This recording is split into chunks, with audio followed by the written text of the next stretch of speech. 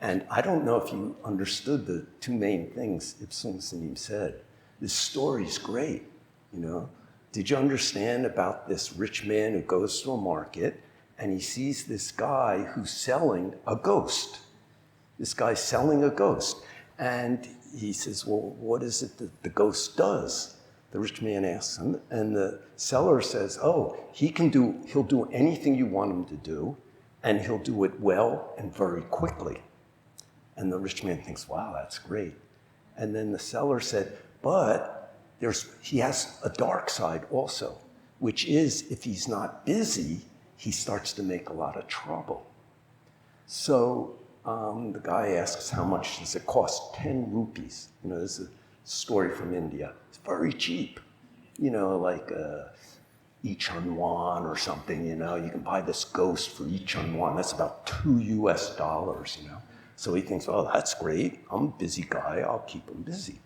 So he buys the ghost, takes him home, and he has a business. He's very busy, so he gives this ghost many, many tasks. And the ghost always does it really well and very quickly. But then it comes a time where there's not so much to do. And this man starts having a problem coming up with things for this ghost to do. Because when he's left alone, he starts making problems. And that becomes a problem for the man, and he starts not feeling well and looking older. So one day, the rich man's friend comes and says, you know, what happened to you? You don't look so good now. And he explains about this ghost. And I can't keep coming up with things for him to do, so what can I do?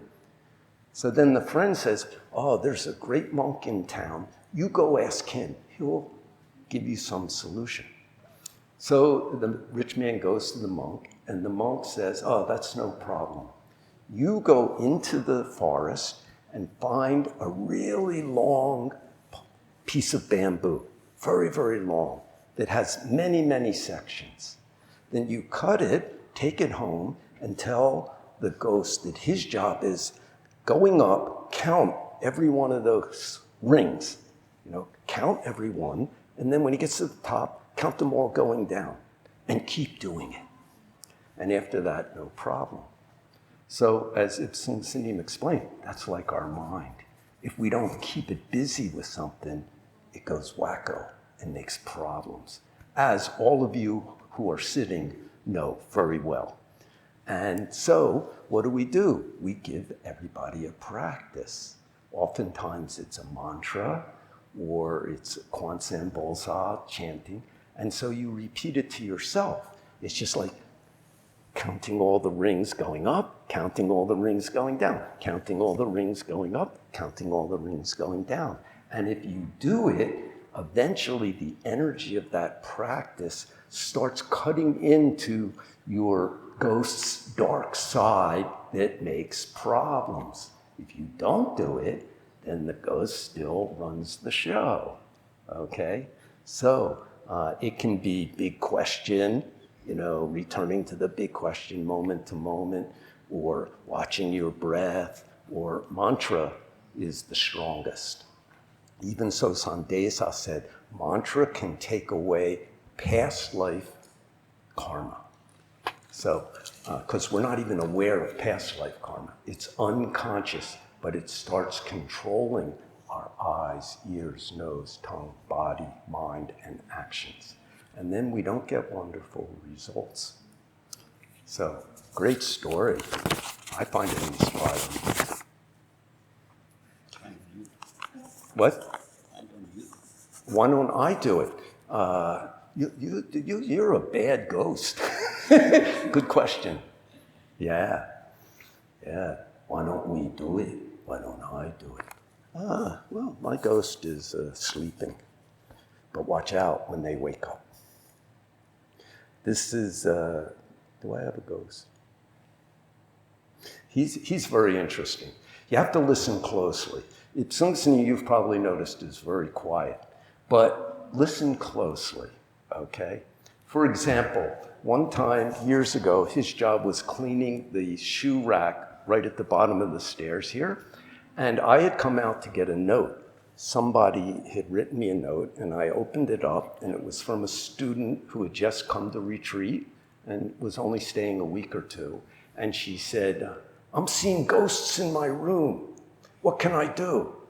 And I just happened to read it to Musangsa, like, oh, what do you think about this? He said, Buddha appear, hit Buddha, ghosts appear, oh, demon. Demon appear, hit demon. Yeah. So I thought, oh, that sounds pretty good. So I wrote it down. Buddha appear, hit Buddha, demon appear, hit demon. And I just put it on the board for her. And later I got a note, oh, thank you very much. That helped me so much. I didn't sign his name, but he deserved the credit. Anybody have any questions? One full week of sitting, and then temple cleanup, and then the retreat ends and your practice continues. In our practice, we kind of like, we try to like don't believe our thinking. Don't believe our thinking. Yeah. And then in like daily life, I found that sometimes we need to like even engage with our thinking, or like do something like that. And then I just wonder, in your case, I mean, how do you balance between these two? I don't not believe my thinking. Just see it. That's all. Don't attach to it. That's the main thing. Don't like, that's not true, or I don't want that. Just recognize it as thinking. If you have a center and you recognize your thinking, it won't control you. I'll give an example. When I second time I did a short retreat with Zen Master Songsan, which is 45 years ago now. I was working, I just came to the Zen Center to do these 3-day retreats. And so I came for my second retreat, and he, the night before these 3-day retreats, which he did every month someplace, he'd move around. There was a short Dharma talk, like tonight, by somebody, and then he would answer questions. So that time I said to him, sir, do you have any desires? I guess I was struggling with my own desires. So I said, sir, do you have any desires? And he looked down, he said, many desires. And then I was surprised. And I said to him, what do you desire? And he said, I desire to save you. And then I can be a little clever. I thought, that's also a desire, and desire leads to suffering. So I said, who will save you? And then he said, you will. And I was so shocked, I didn't know what to do. And I just stupidly said, thank you. And then he doesn't get stuck. He says to me, how will you save me? And I'm like a brand new student. I mean, I know how to hit the floor, but hardly anything else. So I remember I held my hand up. This is all in public. And I said, what's this? I don't remember anything else that happened. But I do know he tied me into some kind of pretzel. So anyway, 2 stories years later, this would be about almost 20 years later, I was a monk and the abbot of the Zen Center in Boston, and Songsan came to visit. And one of his very good students, who now is a Zen master, she wasn't a teacher at that time, she wasn't married yet, she didn't have kids yet, but she became very sick, very ill. And she had a problem where she couldn't eat or drink water for 6 weeks. So she had to stay in the hospital, and they put the nutrients in straight into the big artery here, with something, and the liquid. And so I had visited her a bunch of times. She's my friend. And when Songsan came, he said, I want to see this student, so you take me to the hospital. So I drove him to the hospital, and then I got a chair for him and put it next to her bed, and I just stood off to the side, and they talked. He asked her how she is and stuff like that. And at one point, she said, Dae Sansanim, why do I have this body problem? And he said, too much desire. And she didn't like that. You know, she was thinking, oh, I'm trying to be a bodhisattva and everything. So then she's not a dummy. She says, then why are you always sick? You know, because he was sick a lot too. And he says, also too much desire. Then he said, too much want to save all beings. So we're like, okay, we got it. So he understood originally nothing. So even want to save others is a desire. But actually, it's much more than that. If it becomes your vow, it's not a desire anymore. But he understood himself, okay? So he understood his own mind. So don't ignore your thinking. Don't get into it. Just like floor's yellow, that's enough. See any thinking that appears, but don't lose what you're doing. Then it'll become clear if that thinking somehow can help you with what you're doing, or is just the karmic action of your ghost, who's not very busy at that moment, has enough energy to start making up ideas. Okay. Well, very similarly, the last year Kun Sini was alive, an American monk, myself, and Chung Shimson, Korean nun, stayed with him and spent every day with him and just helped him the whole year. And one time, the other American monk told me, he came into the room and Dae Sini was sitting in this big chair that we got for him, because he was quite ill, but you know, he was still extremely interesting. And apparently, I think his forehead was all wrinkled, like when you worry about something. And the monk said to him, "Sir, are you thinking?" And then Sung San Sini said, "Greedy."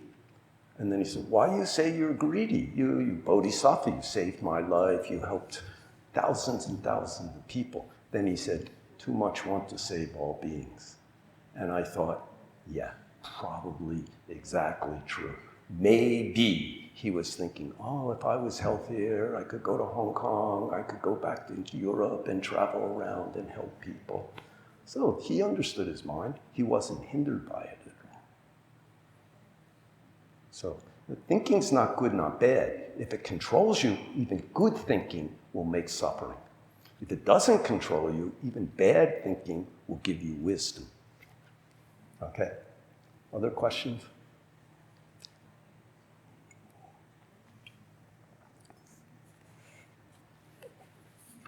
I ran across something today. One of the monks from America and I were talking, and he told me he just came across a teaching from Pema Chodron.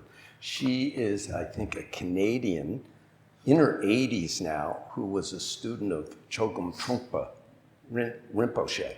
And she became a nun in the Tibetan tradition and has run a meditation place and a monastery in Nova Scotia, the far, far eastern part of Canada, for many years. And he told me about a teaching he recently read of hers, which he thought was really good. 3 points, she said. First, see your neurosis as a neurosis. Okay, so what is neurosis? It's a psychological term. It means a habit that you do over and over again, even if it doesn't help you at all. It's a habit of thinking, of feeling, and of action. And it's considered neurotic because you automatically do it even though it's not helpful. Maybe the first time you did it, it was helpful. But it's no longer helpful, but you do it again, again, again. You know, somebody says, oh, every time my mother says that, we get into a fight. Yeah. So they respond the same way to their parents, again, again, again, again, even if it never became better. You know, we do that, okay? So see your neurosis as a neurosis. See your thinking as thinking. It's not necessarily beneficial. And don't get into, I'm correct. As soon as you think that, you should know you're wrong. You're off. And it's going to create a problem. It's just your thinking. If you get into arguments about that with other people, the group's gone, your relationships are going down the hole. And many people live their whole lives with each other like that. They just keep doing it.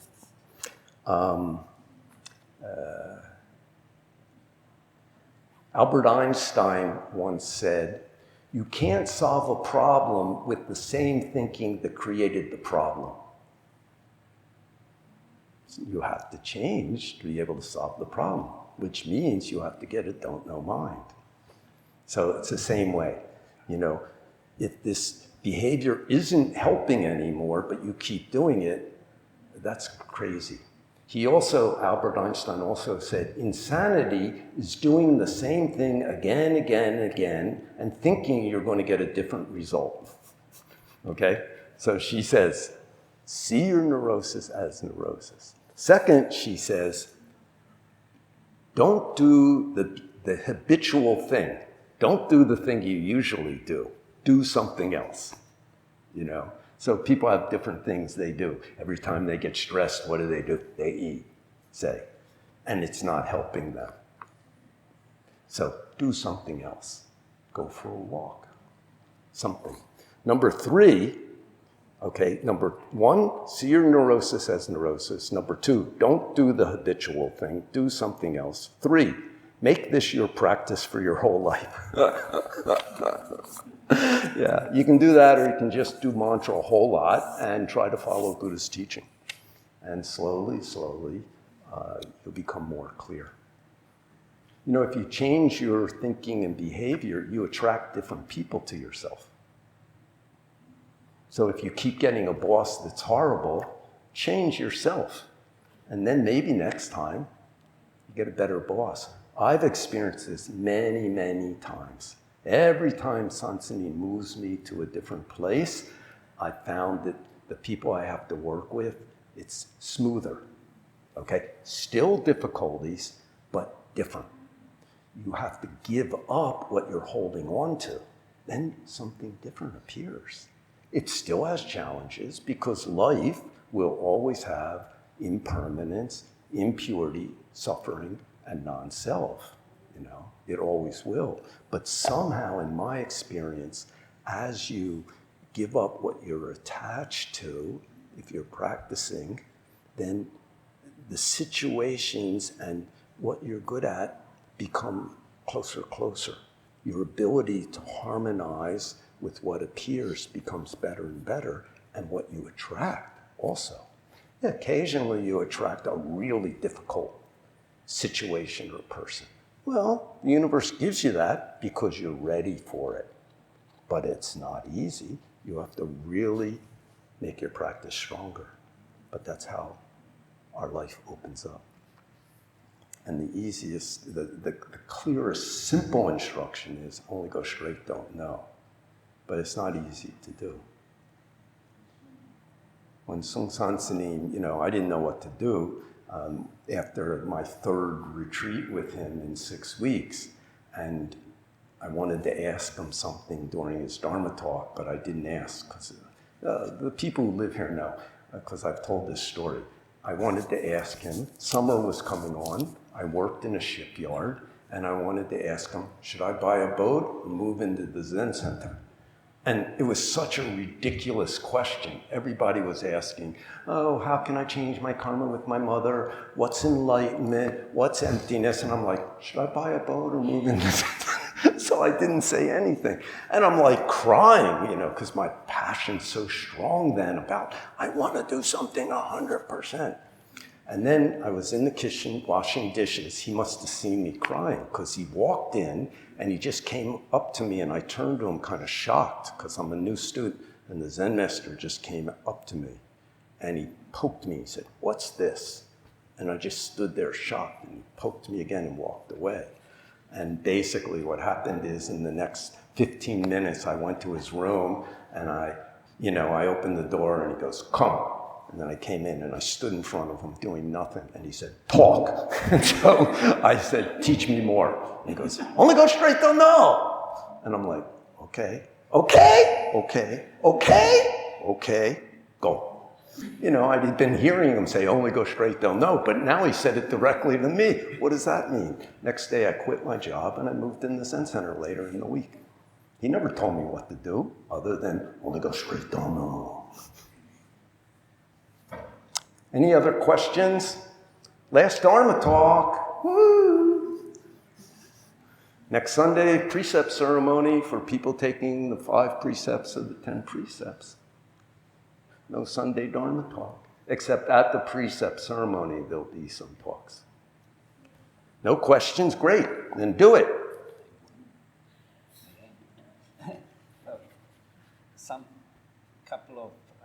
Some time ago you said this thing that people who practicing usually go, or like they go like extreme, attached to emptiness or attached to form. Yeah, no, a little different. How to go beyond. How do you go beyond that?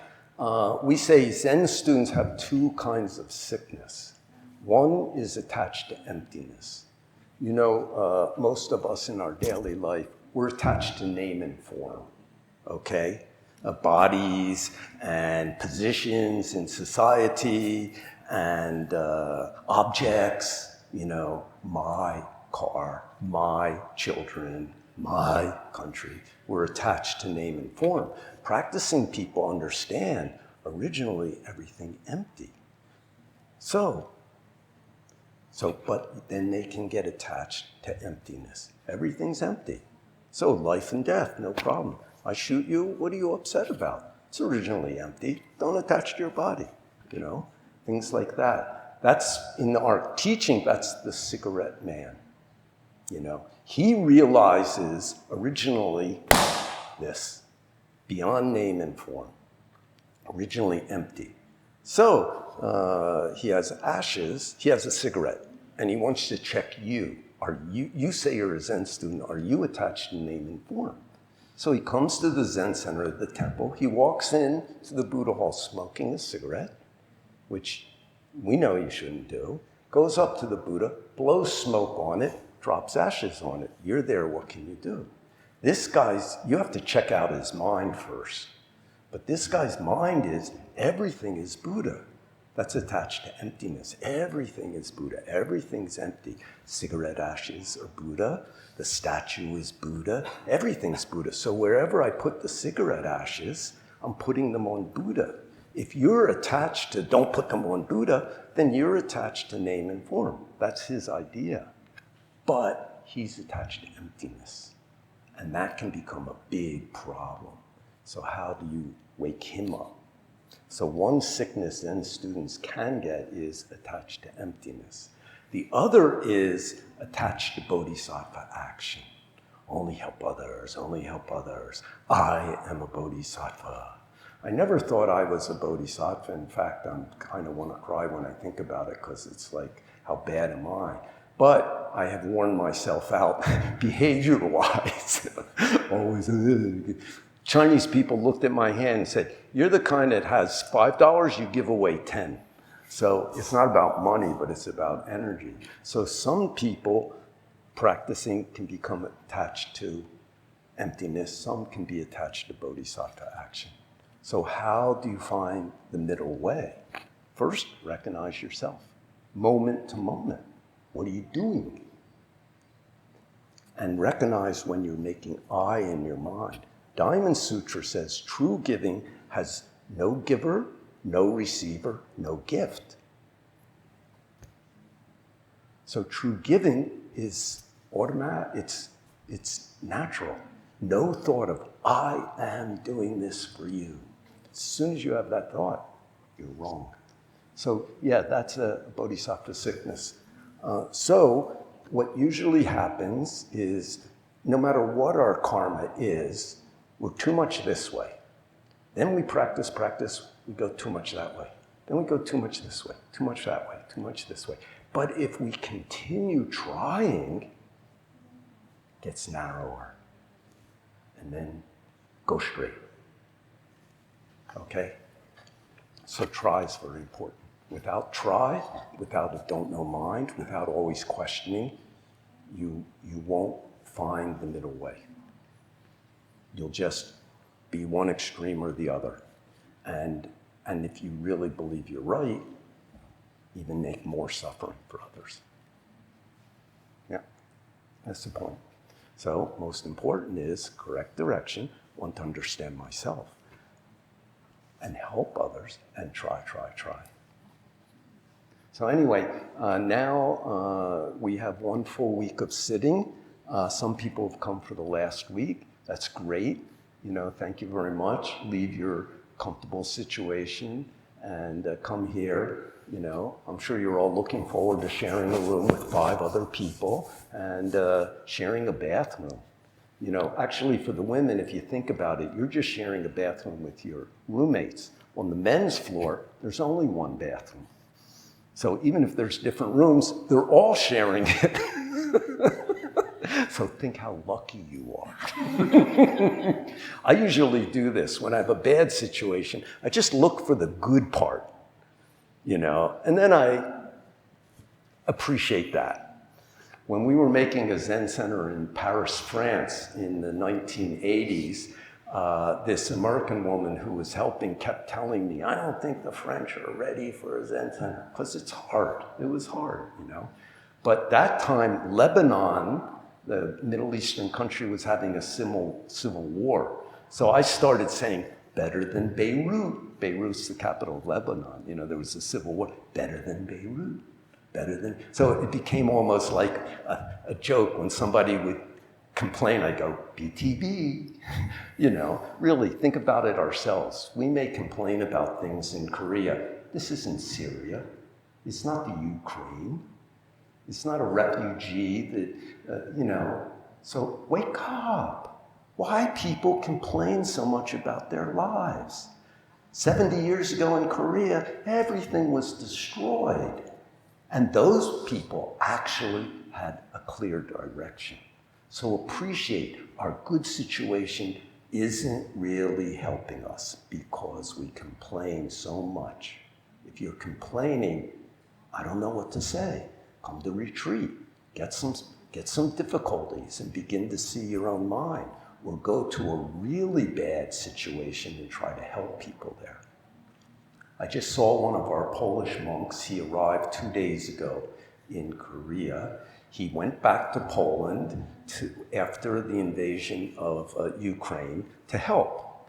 And he spent the last, February, March, April, May, June, July, last 5 months, he got a truck, driving supplies, going anywhere in Ukraine, even near the fighting, And that's what he did every day for 5 months.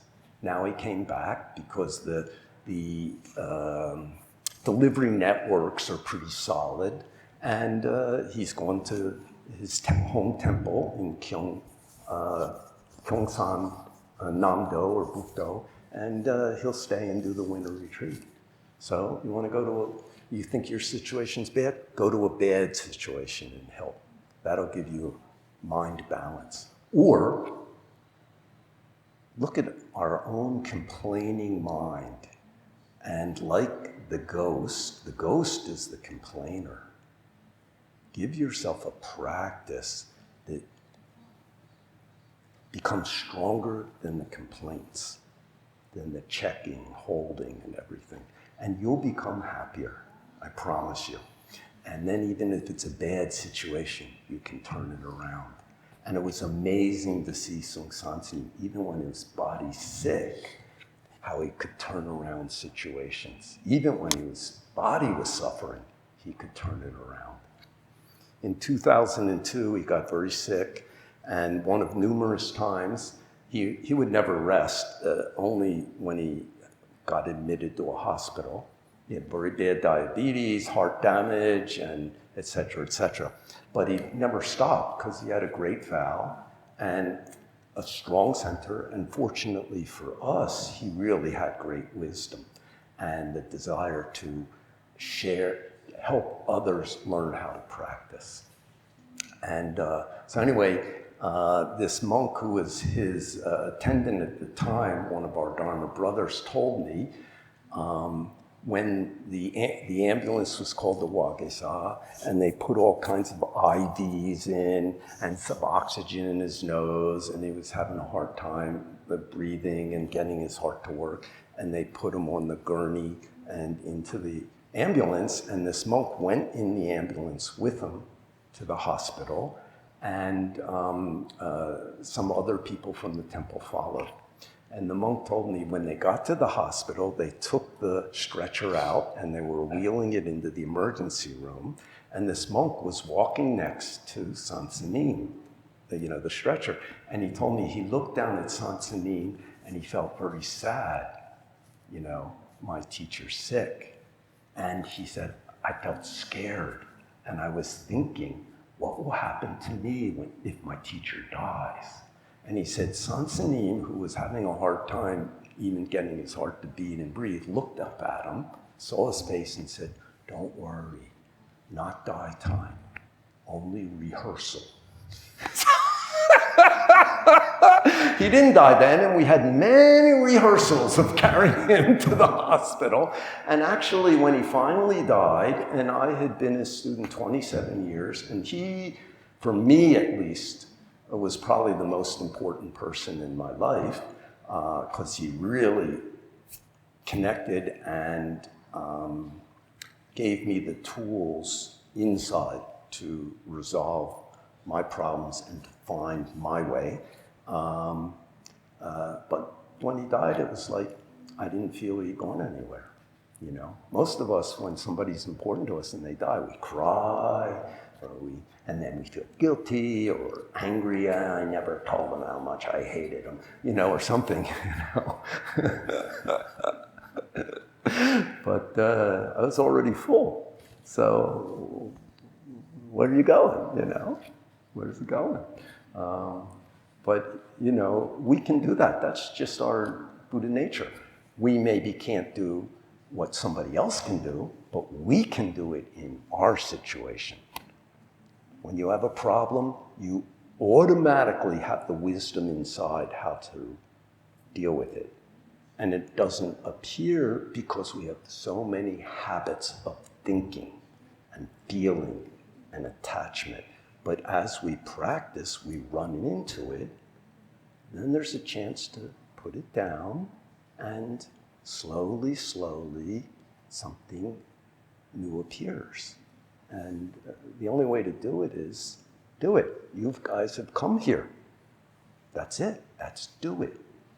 And the most powerful is do it with other people. And when you can't because you have family, careers and stuff, practice at home. And if you learn what practicing is, you can turn your social life into the practice way, not just the formal part, but how to use relationships also to become more clear, how to use my experiences of any kind, help become more clear. And if you don't feel so strong or clear about how to do that, come to retreat like you did, you have. And we can experience, we can find our way through that. So this week, follow the schedule. If you're not sure how to interact with others, just look at the guidelines and the rules. Actually, you don't have to interact much. And the more you keep silence, except during work time, the better. You have to deal with yourself. And relax. And try and have some joy that you're doing something, even if it's difficult, it's worthwhile and can be a treasure for you. Okay? So, only go straight, don't know. And together, let's do it and become more clear and help our lives. Thank you.